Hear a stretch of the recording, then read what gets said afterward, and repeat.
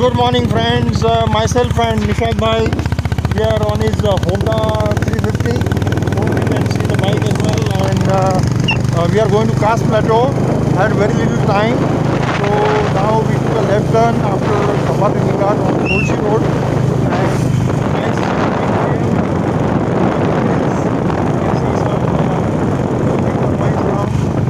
Earlier trip I lost, so I was trying to do under one.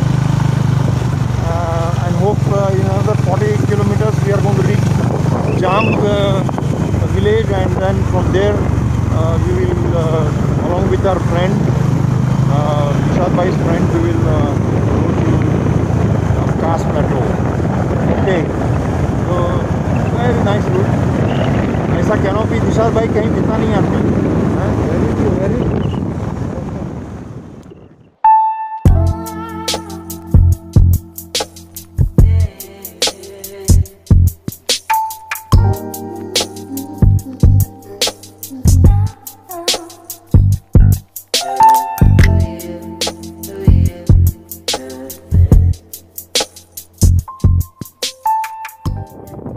नमस्कार मित्रांनो, कास पठारावर अजून फुलं फुललेली नाही आहेत.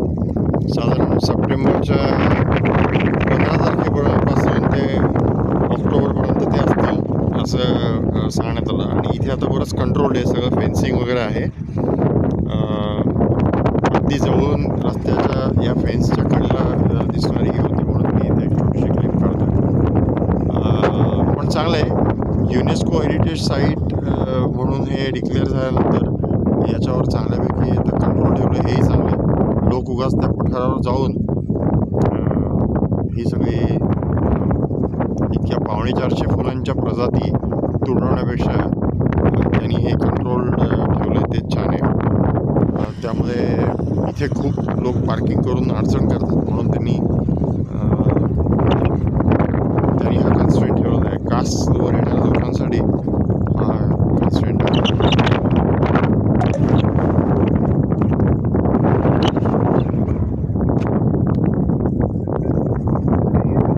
मित्रांनो नमस्कार. कास पठारावरून पुढे जात असताना हे कास लेक आणि इथलं हे धरण आणि त्याचं हे बॅकवॉटर्स अशी एक छोटीशी क्लिप घेतो आता. Great atmosphere. ढग हळूहळू त्या पाण्यावरून जाताना दिसत आहेत. आता क्लिपमध्ये किती दिसतात माहिती नाही, but very nice. Great views.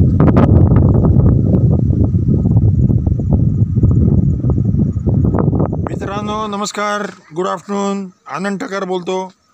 आता हे तुम्हाला वाटेल की काहीतरी कुठेतरी डेहराडून नाहीतरी हिमाचल किंवा असं काहीतरी आहे, तर असं वाटणं साहजिक आहे, असं वाटायलाच पाहिजे. पण हे कास पठारावरून पुढे आल्यानंतर बामोलीच्या रस्त्यावर हे कास लेक आणि धरण, आता हे पाणी दिसत नाही कारण सगळे ढगबिग आलेले आहेत इथे. आणि आता खूप डेव्हलपमेंट झाले. म्हणजे अनेक वर्षापूर्वी मी इकडे मुलगा छोटा असताना आलो असेल, पण त्याच्यानंतर इथे अनेक अर्थातच रिसॉर्ट झालेले आहेत, खूप सारी डेव्हलपमेंट झाली आहे.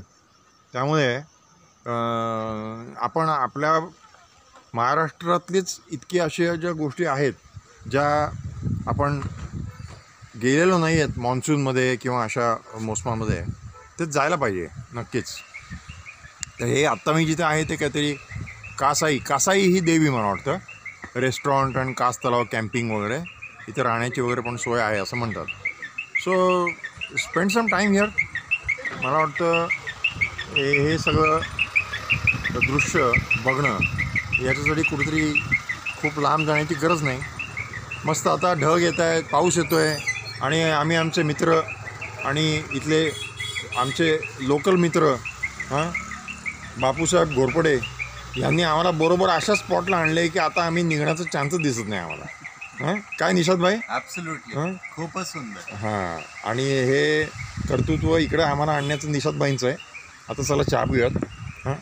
So it's been so lovely, isn't it? Okay. मगाच्या क्लिपमध्ये ढग खूप होते, त्यामुळे हा तलाव पूर्ण दिसत नव्हता. आणि हा पुढचा बंधारा वगैरे आहे मला वाटतं. ती रेक जी दिसते पुढे थोडंसं क्लिअर झाल्यानंतर म्हटलं हे थोडंसं परत ॲड करावं याच्यामध्ये. नमस्कार, आनंद ठकार बोलतोय. कास लेकच्या तिथून पुढे आल्यानंतर हे ह्याच रस्त्याने पुढे आल्यावर ही खूप छान हा पुढे बामणोली आणि तापोळा महाबळेश्वरकडे जातो. तर हा छान गेल्या 4-5 वर्षामध्ये किंवा त्यापेक्षा अधिक असेल हा असा छान स्पिलवे डेव्हलप केला आहे. मला वाटतं इकडनं पाणी कालव्यात वगैरे नेण्याची व्यवस्था असावी, नीटची माहिती नाही आहे. पण हा अर्थातच नवीन डेव्हलपमेंट आहे. आणि याच्या खाली आत्ता तरी असं दिसतं आहे की त्या स्पिलवेच्या ज्या खालच्या पायऱ्या आहेत, हे जे काही पायऱ्यांचं स्ट्रक्चर आपण बघतो आहे, तर पाणी येऊन असं तिथे शेवटी जिथे पायऱ्या आहेत तर त्या ठिकाणी दूरवर काही माणसे उभे असलेली दिसतील. तर तिच्या बाजूने आपण बघितलं तर असं पायऱ्यांचं स्ट्रक्चर आहे. आणि खाली अजून अशा 2 पायऱ्या आहेत. काही छोटे खाणी फूड स्टॉल किंवा भाजलेले कणीस वगैरे मिळत आहेत. हे जे छोटे कॅनपीज आहेत तिथे. आणि पाऊस आता नाही आहे, पण संपूर्ण ढगाळ व्यापलेलं आहे. आणि असं फॉगसारखं आता पण सगळं दिसतंय आपल्याला. Good evening. कास पठारावरून पुढे येऊन आमचे लोकल मित्र जांब गावातले इकडे आमच्या बरोबर होते. त्यांनी आम्हाला भांबवली धबधबा महाराष्ट्रातल्या काही सर्वात उंच धबधब्यांपैकी हा आहे. हा कास पठारावरचं पाणी हे इकडनं खाली कोसळतं आहे. आणि आम्ही साधारणपणे हा सुमारे 300-400 मीटर अंतरावरनं बघतो आहे. But it's awesome. Okay, I mean unbelievable. आणि त्याच्या बाजूला हे आणखीन 2 छोटे छोटे स्ट्रीम्स आहेत. हा इथे एक आहे आणि त्याच्यामध्ये एक आहे, तो दिसत नाही आहे फारसा. ओके. आणि इथे आणि बरीच डेव्हलपमेंट केली आहे. अशा पायऱ्यांवरून आम्ही चालत आलो खाली. सुमारे 2 किलोमीटर चालायला लागतं. खरं 4-4:30पर्यंतच आत सोडतात, पण आम्ही लांबनं आलो म्हणून त्यांनी आम्हाला सोडलं. आणि हे आमचे जामगावचे साहेब बरोबर होते त्यामुळे. पण दिस is just awesome.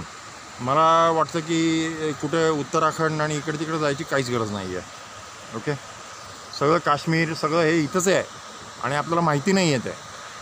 So I think hats off to those people who have developed this place. आणि जाण्याचा चांगला मार्ग त्यांनी इथे केलेला आहे. हा आणखीनही खाली जातो, पण आता वेळ नाही आहे त्यामुळे आम्ही आता इथूनच परत चाललो आहेत. आणि हे पूर्ण जंगलच आहे, म्हणजे हा पूर्ण जंगलातनंच आम्ही ऑलमोस्ट इथे आलेलो आहोत. त्यामुळे इथले हे लवकर संपवतात. हे इकडनं मचाणावरनं आपण काय दिसतं तेही बघूयात.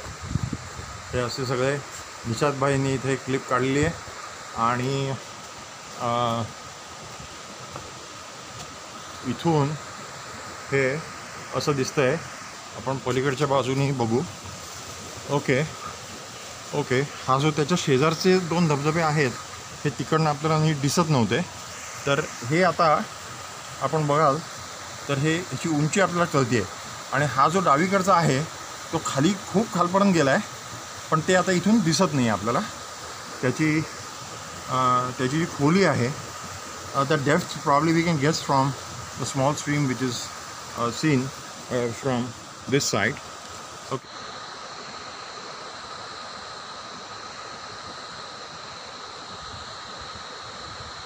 मित्रांनो, मगाची क्लिप काढली त्यापेक्षा थोडंसंच एक 4 पायऱ्या खाली उतरलो आणि आपल्याला हा आता खालच्या बाजूच्या जे धबधब्याचं स्वरूप आहे तेही समजतं आहे.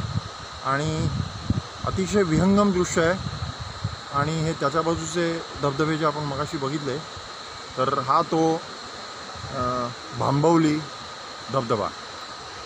आणि थोडंसं झूम केलं तर हे पाणी असं सगळं फेसाळलेलं पाणी कसं ओसंडून येतं आहे ते आपण बघतो आहे.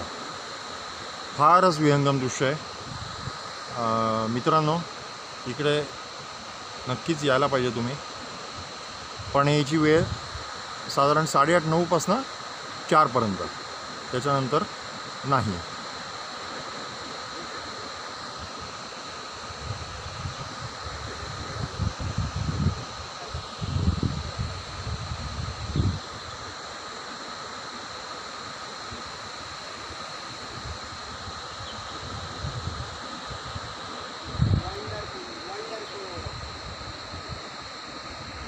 Simply wonderful. हे सगळं बापूसाहेब गोरपट यांच्या एफर्ट्समुळे आणि त्यांचे मित्र आमचे निषादभाई यांच्यामुळे इथे आम्ही इथे आलो. आणि बापूसाहेबांनी वेळात वेळ देऊन घरी गणपती असूनही आमच्यासाठी अख्खा दिवस ठेवला आज. आणि खरंच त्यांचे आभार मानावे तेवढे थोडे आहेत, कारण त्यांना इकडे येण्याच्या लवकर येण्याच्या वाटा सगळ्या माहिती होत्या. त्यांनी 20-25 वर्षापूर्वीच त्यांच्या शाळेच्या कॉलेजच्या काळामध्येच एका NGO बरोबर काम करत त्यांनी प्रचंड या सगळ्या भागामध्ये पायी सगळ्या वाऱ्या केलेल्या आहेत. त्यामुळे त्यांना हे सगळं माहिती आहे खूपच. आणि hats off to Bapusaheb, hats off to you. And this has been so lovely. आणि निषाद भाई, थँक्यू. आणि मजा आली इकडे येऊन. सो आता आमचा परतीचा मार्ग म्हणजे आम्हाला 10 मिनटात परत वर जायचं आहे, कारण इकडे अंधार लवकर पडतो. आणि या अशा सगळ्या छान पायऱ्या डेव्हलप केल्यात. बापूसाहेबांनी पूर्वी बघितला होता हाच धबधबा.